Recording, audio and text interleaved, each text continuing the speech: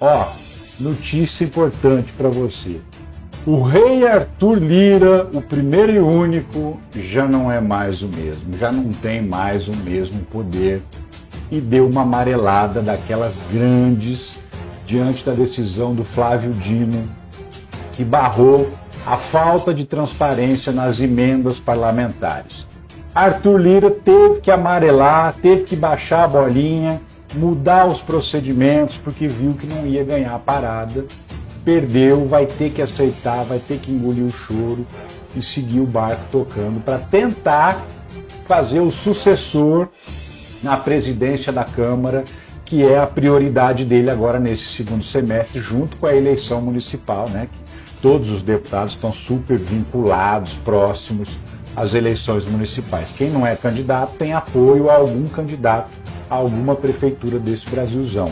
E lá em Maceió, Alagoas, ele tem o candidato dele, que está disputando uma eleição apertada contra o candidato do Renan Calheiros, que é o maior rival do Arthur Lira.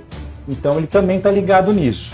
E ele sabe que ele precisa de dinheiro de emenda parlamentar, tanto para conseguir ajudar os candidatos a prefeito que são aliados dele, quanto para conseguir convencer os deputados a votar no candidato dele à presidência da Câmara.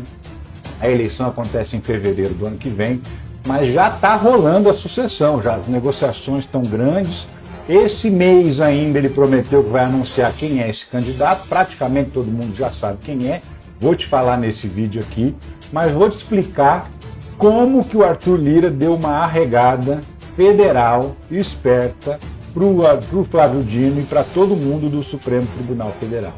Pois é, vem comigo que eu te explico. Mas vamos nessa que tá bom a beça, exatamente, olha só a cara dele, não adianta me olhar com essa cara não, Arthur Lira. É, meu amigo, vou falar sobre a sua regada mesmo.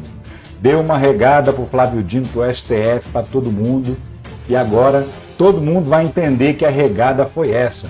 Não adianta fazer essa carinha para mim. Vou te explicar a história direitinho. Seguinte, a blog da Andréa Sadi no G1 publicou essa matéria aqui, ó. Para a STF, Câmara aciona modo desespero e usa PECs como instrumento de pressão.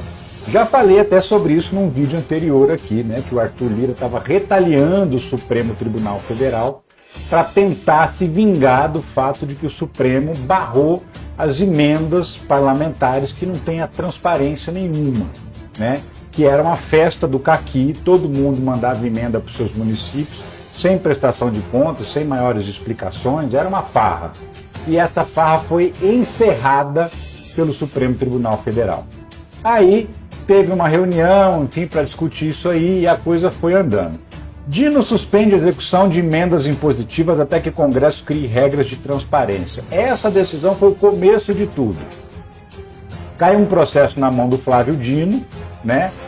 Aliás, dois processos. Um da Associação Brasileira de Jornalismo Investigativo e outro do PSOL, o partido, pedindo para acabar com as emendas impositivas e acabar com as emendas PIX, porque elas seriam consideradas inconstitucionais. Flávio Dino analisou e concluiu que do jeito que elas existem, elas eram mesmo inconstitucionais, porque não tinham transparência. E ó, brecou tudo. Enquanto não tiver regra de transparência, regra de fiscalização, o governo não pode pagar as emendas dos deputados. Aí foi um Deus nos acuda, né? Todo mundo desesperado, o que a gente vai fazer sem esse dinheiro? Não sabemos o que a gente faz. Uma loucura. Por quê? Porque a decisão do Flávio Dino sobre as emendas tira poder de Lira em sua sucessão. O que acontece? O Arthur Lira controla as emendas parlamentares já há anos, desde 2020, durante o governo Bolsonaro, quando o Bolsonaro praticamente entregou a chave do cofre para ele. O Arthur Lira virou praticamente um presidente de fato, enquanto o presidente de direito era o Bolsonaro. Tudo isso para salvar o pescoço do Bolsonaro, que na época, em 2020, estava ameaçado de impeachment.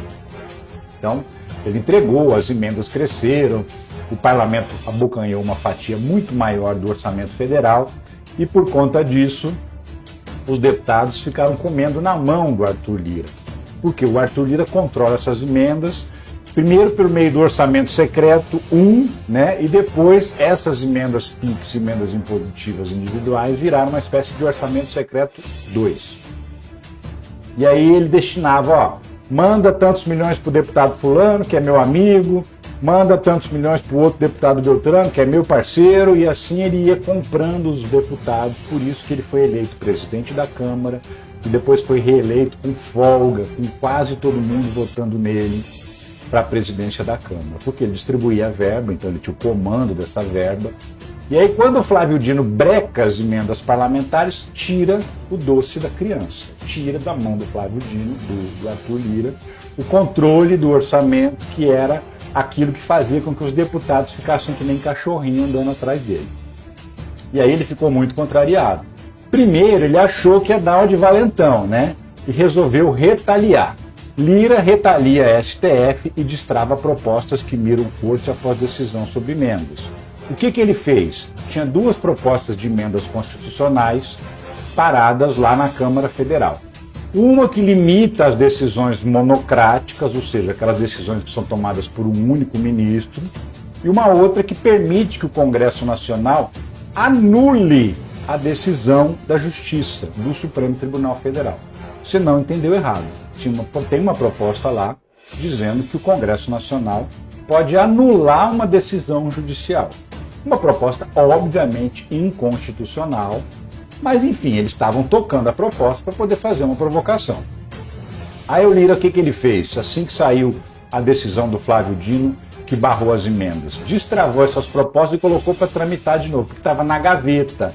Ele estava usando aquilo como uma estratégia. A hora que eu precisar, eu tiro da gaveta e boto para andar. Foi exatamente o que ele fez. Tirou da gaveta, colocou para tramitação, despachou para a Comissão de Constituição e Justiça, que é comandada por quem? Por essa deputada aqui, Carolina de Toni. Essa foto precisa dizer mais alguma coisa? Não, né? Então, bolsonarista até o último fio de cabelo, radical, extremista de direita, que defende o Bolsonaro em todas as circunstâncias. Ela é a presidente da Comissão de Constituição e Justiça. Por quê? Porque o PL, como maior bancada, tem um acordo lá entre os deputados, o PL tem direito de indicar o presidente da CCJ. Então eles indicaram esse ano, os demais partidos não puderam fazer nada. Ela tem o poder de colocar em pauta, na Comissão de Constituição e Justiça, projetos de lei, projetos de emenda, propostas de emenda constitucional, para poder andar. Né? Não é que ela tem o poder de aprovar, mas pelo menos na comissão ela comanda os trabalhos. O que ela fez para aumentar a provocação ao Supremo Tribunal Federal? Nomeou um inimigo do STF para ser o relator, porque é o presidente que determina quem é o relator da proposta. Então a Carolina de Toni nomeou Felipe Barros, bolsonarista Felipe Barros, vai relatar PEC que limita decisões monocráticas do STF. Esse aqui é o Felipe Barros. Quem que é esse cara? Também um bolsonarista até a última raiz do cabelo, e os cabelos dele inclusive estão caindo, né? E ele é investigado em duas investigações, em dois inquéritos no STF. Um inquérito das fake news, que é relatado pelo Alexandre de Moraes, e um outro inquérito por ter vazado um documento sigiloso da Polícia Federal.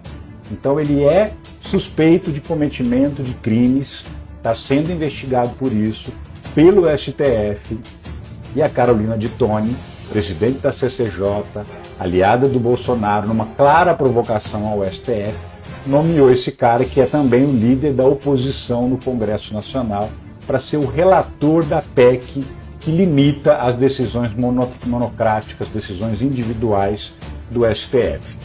Por quê? O que acontece? Vamos pegar esse exemplo aí da decisão das emendas. Primeiro caiu na mão do Flávio Dino. O Flávio Dino decidiu sozinho. E a emenda parlamentar ela foi decidida numa PEC, numa proposta de emenda constitucional. Então é como se fosse uma lei, né? Está na Constituição brasileira. E ele determinou que essa regra não é constitucional, que a própria Constituição tem regras que não obedecem à própria Constituição. Então ele barrou essa regra sozinho. Depois ele determinou que isso fosse julgado pelo plenário.